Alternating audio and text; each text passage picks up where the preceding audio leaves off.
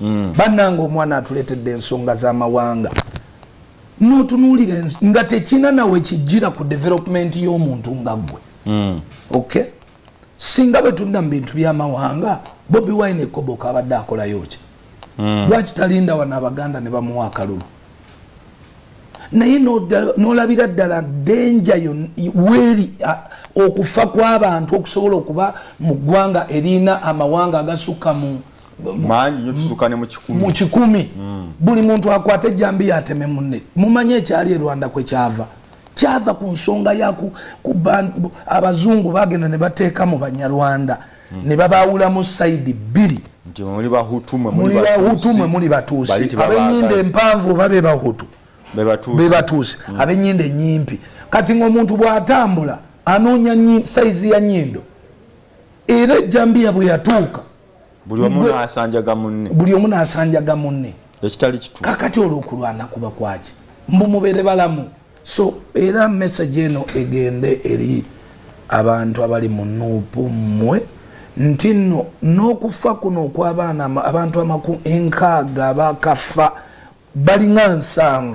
Bobi Wine akabeera mu politics emyaka teginnawera 5 naye abakamufiirako emisaayi balinga 7. So nga ate Besigye yabeerabo emyaka 25 taweza abafu 10 ku linnya lyaki erya FDC.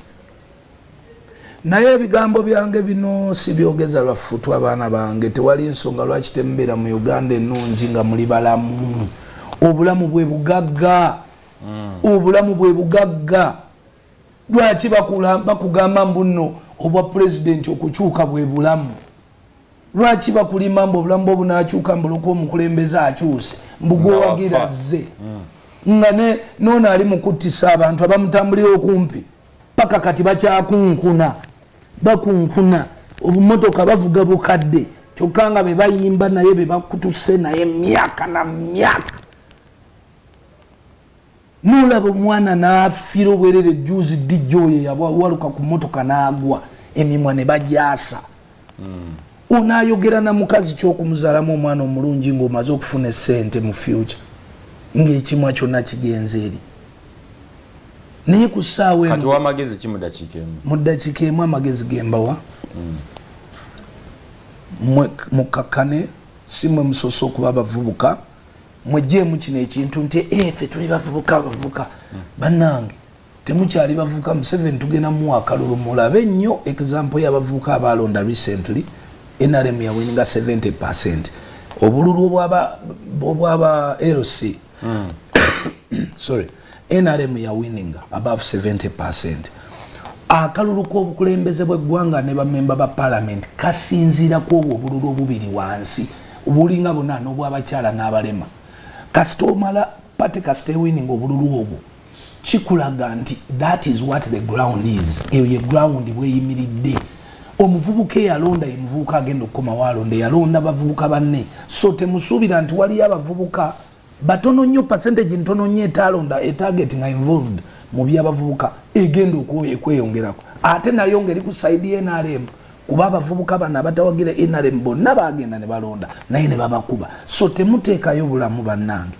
Kyemba mukola mutereka obululu bwammwe buli muntu alonde omuntu we gwa supporting. Naye mbasaba mulonde party ya NRM mulonde abakulembeze ba NRM abayina obusobozi musobole okubanga ebintu byammwe birepresentingibwa mu party nga si kukayana. Kale okukayana kubeereyo naye nga eddoboozi lyammwe lituuka.